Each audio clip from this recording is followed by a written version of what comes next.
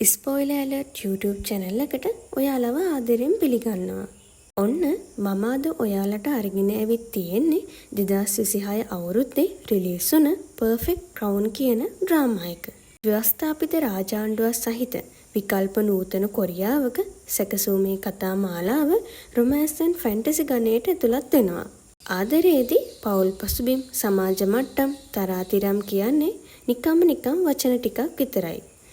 කුඩා කාලයේ ඉඳන්ම දෙමව්පියන්ගේ නොසලකා හැරීමට ලක්වුණු ආදරයේ පමණක් හොයන අහිංසක ආදරවන්තයන් දෙදෙනෙක්ගේ දෛවෝපගත හමුවීමක් එක්ක මේ කතාව ඉදිරියට ඇදෙනවා. ඉතින් ඒ දෙන්නාගේ ආදර කතාව කොහොම අවසන්නේද? කතාව ඉස්සරහට දැනගන්න ඕනේ නම් අපිව සබ්ස්ක්‍රයිබ් කරලා වීඩියෝ එකත් එක්ක දිගටම රැඳී සිටින්න. එහෙනම් අපි යමු අපේ කතාවට. මෙම කතාවේ ආරම්භය වසර 500ක් ඈත අතීතයේ රාජකීය උරුමයෙන් හා අභිමානයෙන් පිරි ජෝසන් යුගය දක්වා දිවයයි. එහෙත් කාලයාගේ ඇවෑමෙන් ලෝකයේ නවීකරණය වී අප වර්තමාන යුගයට පිවිසෙන විට රටේ ප්‍රභූ පැලැන්තියේ දරුවන්ට පමණක් සීමා වූ අති සුඛෝපභෝගී පාසලක් අපට හමුවේ. මෙහි ධනවත් දරුවන්ට සියලුම වරප්‍රසාද හිමුවද එහි ඉගෙන ගන්නා අතලොස්සක් වූ දුප්පත් සිසුන්ට හිමිවන්නේ අවමන් සහගත සැලකිල්ලකි. එදින 9 වන ශ්‍රේණියේ විභාග ප්‍රතිඵල නිකුත් කරන දවසයි. ප්‍රබල පවුලක පුතෙකු වූ මින් තමා දෙවැනි ස්ථානයට ඇදවැටි ඇති බව දැක දැඩි ලෙස කෝපයට පත්වේ. ඔහු පරදා ප්‍රථම ස්ථානය දිනාගෙන තිබුණේ දුප්පත් පවුල් පසුබිමකින් ආ හූජුය. මම මේක ලේසියෙන් අතාරින්නේ නැහැ යයි මින් ඇයට ගර්ජනා කරද්දී ඇය ඊතා සංසුන්ව හා උපහාසාත්මකව ඔහුගෙන් විමසන්නේ පරාජය වීම කොහොමද දැනෙන්නේ කියයි. තමාගේ ධනය හා බලය ගැන උදම් අනමින් මින් ඇගේ පවුල් පසුබිමට අපහාස කළද හූජු නොපැකිලිව ඔහුට පවසන්නේ ඉස්කෝලේ එන්න කලින් හරියට ඇඳුමක් අඳින්න ඉගෙන ගන්න කියයි. එහෙත් විදුහල්පතිවරයා පවා සිටියේ ඇගේ ජයග්‍රහණය දිරවාගත නොහැකිව. ඇයව කාර්යාලයට කැඳවන ඔහු ඇය පියෙකු කවුදැයි නොදන්නා අවජාතක දරුවෙකු බව පවසමින් රුදුරු ලෙස අපහාස කරයි. එම අවමානය හදවතේ දරාගෙන හූජු එතනින් පිටව යන්නේ කෝපයෙන් දැවෙමින්. කාලය ගෙවී යයි. දැන් හූජු යනු දැඩි පෞරුෂයකින් හෙබි කිසිවෙකුට යටත් නොවන ප්‍රබල සමාගමක ප්‍රධාන විධායක නිලධාරිනියක්. ඇය රජමාලිගාවේ පැවැත්වෙන විශේෂ උපන්දින සාදයකට පැමිණෙන්නේ සියල්ලන්ගේම ඇස් නිලංකාර කරවන රතු පැහැති ඇඳුමකින් සැරසීගෙනයි. ඇගේ එම ආකර්ශනීය පෙනුම නිසාම එම ඇඳුම මිනිත්තු 10ක් ඇතුළත අන්තර්ජාලය හරහා විකිණී අවසන් වෙයි. එහිදී ඇගේ පවුල් පසුබිම ගැන ඕපදූප කී අයට මෙන්ම තමාට අපහාස කළ සහෝදරයා වූ තායුටද නිසි පිළිතුරු දීමට ඇය පසුබට නොවේ. මේ අතර රජුට පමණක් දෙවැනි වූ අතිශය බලවත් පුද්ගලයා වන ඉයන් කුමරු අපට හමුවේ. වර්තමාන රජු වයස අවුරුදු 8ක කුඩා දරුවෙකු වුවද රජමාලිගාවේ සියලුම තීරණ ගනු ලබන්නේ ඉයන්ය. සාදය අතරතුර හූජු අත්වැරදීමකින් රජමාලිගාවේ තහනම් කලාපයකට ඇතුළු වෙයි. එහිදී ඇය මුහුණට මුහුණ මුණ ගැසෙන්නේ ඉයන් කුමරුය. කවුද ඔබ? වහාම මෙතනින් පිටව යන්න යයි කියමින් ඇයට නියෝග කරන්නේ දැඩි ස්වරූපයකිනි. දෛවෝපගත ලෙස මේ දෙදෙනාගේ හමුවීමත් සමග කතාවේ නව පරිච්ඡේදයක් දිගහැරෙන්නට පටන් ගනී. මෙම කතාවේ තීරණාත්මක හැරවුම් ලක්ෂ්‍ය සනිටුහන් වන්නේ රජමාලිගාව දෙදුරුම් කරවමින් සිදු මහා පිපිරීමත් සමගයි. ඒ මාරක ගින්න දුටුසැන් ඉයන් මුළු සිරුරම ගල් ගැසී ගියේය. මීට වසර 3කට පෙර තම සහෝදරයාද මෙවැනිම ගින්නකින් දැවී මිය ගිය අයුරු මතක් වෙමිනුයි. කුඩා රජු අනතුරේ යයි බියෙන් පීඩිතව සිටි රැචින සියලුම කෝපය ඉයන් පිටින් යව්වේ ඔහුගේ කම්මුලට රුදුරු පහරක් එල්ල කරමින්. වාසනාවකට මෙන් රජු නිරුපද්‍රිතව සිටියත් රැජින ඉයන්ට දැඩි කොන්දේසි පැනවුවේය. ඒ වහාම ගින්නට වගකිව යුත්තන් සොයා ගන්නා ලෙසත් ඇය තෝරා දෙන කෙනෙකු සමග විවාහ වන ලෙසත්ය. මේ අතර හූජුගේ ලෝකයේ තුලද විවාහය පිළිබඳ අර්බුදයක් හටගෙන තිබුණි. ඇගේ පියා වූ සභාපතිවරයා ඇයට විවාහය සඳහා බලපෑම් කළද ඔහු යෝජනා කළේ ඇයට වඩා අඩු ආදායම් ලබන අයෙකු බැවින් ඇය ඒ තුට්ටුවකටවත් මායිම් කළේ නැත. තම සහෝදරයා වූ තායෝ සහ ඔහුගේ බිරිඳ සමගද ඇය දැඩි ලෙස වාද කළාය. මම කවදාවත් විවාහ වන්නේ නැහැ. ඇය පවසා සිටියේ දැඩි අධිෂ්ඨානයෙනි. මේ දක්වා ඇයව අවජාතක අතහැර දමූ දැරියෙක් ලෙස ලෝකයා හැඳින්වුවද ඇගේ පියා සහ සහෝදරයා මෙලෙස පෙනී සිටීම කතාවට විශාල අභිරහසක් එක් කළේය. නමුත් රෙජිනගේ බලපෑම හමුවේ ඉයන් අවසානයේ විවාහයට එකඟ විය. මේ පුවත ඇසූ හූජුගේ සිතෙහි අමුතුම සැලැස්මක් මැවුණි. මම විවාහ කරගත යුත්තේ ඔහුවයි. ඇය තීරණය කළාය.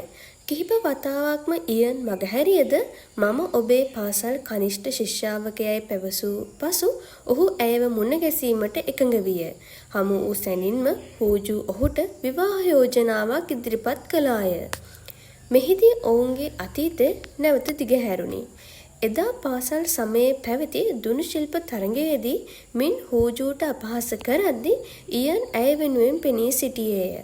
වර්තමානයේදී ඇය තම රූමත් බව සහ ධනය පවසා ඔහුව පොළඹවා ගැනීමට උත්සාහ කළත් ඉයන් ඉල්ලා සිටියේ ඇයට ලබා දිය නොහැකි ආදරයයි. එහෙත් ඇය පසුබට නොවි ඉයන් යන එන සෑම තැනකම ඔහු පසුපස ලුහු බඳින්නට වූවාය. කතාවේ තවත් රහසක් මෙහිදී හෙළිවේ. රෙජින යනු ඉයන්ගේ මව නොව ඔහුගේ ලේලියයි. ඇගේ අතින් සිදු වූ වැරැද්දකින් හටගත් ගින්නකින් ඉයන්ගේ සහෝදරයා මිය ගොස් තිබිණි. වර්තමාන රජු ඉයන්ගේ බෑණනුවන්ය. දිනක ඉයන් දැඩි ලෙස රෝගාතුර වූ විට හූජු ඔහුට රහසින් උපකාර කළාය. නමුත් රෙජින ඔවුන් දෙදෙනා හෝටල් කාමරයක සිටිනු දැක ඔවුන්ට දඬුවම් කරන බවට තර්ජනය කළාය. පසුදා ඔවුන් දෙදෙනා අතර සම්බන්ධයක් ඇති බවත් හූජු ගැප්ගෙන ඇති බවත් පැතිර ගිය කටකතා අසා හූජු කලබල නොවි මහා හඬින් සිනාසුනේ දැන් විවාහය ස්ථීර බව වැටහුණු නිසාය. ඉයන් හූජුගෙන් සමාව අයද ඇයට අවශ්‍ය ඕනෑම දෙයක් ඉල්ලන ලෙස පැවසීය. ඇය ඔහුට මල් කලමත් තෑගි කරමින් අතීතය සිහිපත් කළාය. එදා පාසල් තරඟෙන් ඉයන් හිතාමතාම ඇයට පැරදුණු බව එහිදී හෙළිවිය. අවසානයේ ඉයන් තම ස්ථාවරය ප්‍රකාශ කළේය. හොඳයි, මම ඔබ විවාහ කරගන්නම්. රාත්‍රියේදී ඔවුන් රජමාලිගාවට යන අතර එහි වාර්තාකරුවන්ගෙන් පිරී ඉතිරී ගොස් ඇත. ඉයන් සහ හූජු අතර ඇති සම්බන්ධය ගැන ප්‍රශ්න වැලක් එල්ලෙවේ. ඉයන් ඉතා නිර්භීතව මෝටර් රථයෙන් බැස දොර විවෘත කර හූජුව කැටුව යයි. ක්ෂණයකින් හූජු අන්තර්ජාලයේ ජනප්‍රියම මාතෘකාව බවට පත්වෙයි. මාලිගය තුල වාතාවරණය ඉතා උණුසුම්ය. ඉයන්ගේ මෙම හැසිරීම ගැන කෝපයට පත් රෙජින වහාම ඔහුට කැඳවීමක් කරයි. ඉයන් හූජුව රාජකීය කාමරේ තනිකර දමා රෙජින හමුවීමට යාමට සිදුවෙයි. එහිදී ඉයන් ඉතා විශ්වාසයෙන් පවසන්නේ තමා ඇයව විවාහ කර ගැනීමට තීරණය කළ බවයි. ඉයන් නැවත කාමරයට එන විට දකින්නේ හූජු කුඩා රජුට යුන්ට කෑම කවමින් සිටින ආකාරයයි. යුන්ට යම් අනතුරක් වුවහොත් රෙජින එය මහා විනාශයක් කරනු ඇතැයි බියෙන් ඉයන් වහාම යුන්ව එතනින් පිටත් කරයි.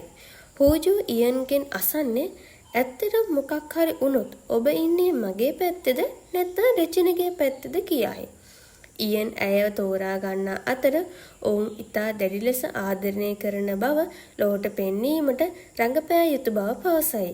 එදින රාත්‍රියේ ඔවුන්ට එකම කාමරේ බෙදා ගැනීමට සිදුවන අතර ඔවුන් ඇති කරගන්න බහින් බස්වීම් පිටත සිටින සේවකයන් තේරුම් ගන්නේ වෙනත් ආකාරයකටයි. පසුදා උදෑසන හූජු පෙර දින ඇඳ සිටි ඇඳුමෙන්ම රැකියාවට යන්නේ ඇය රාත්‍රියේ මාලිගාවේ ගත කළ බව ලොවට පෙන්වීමටයි.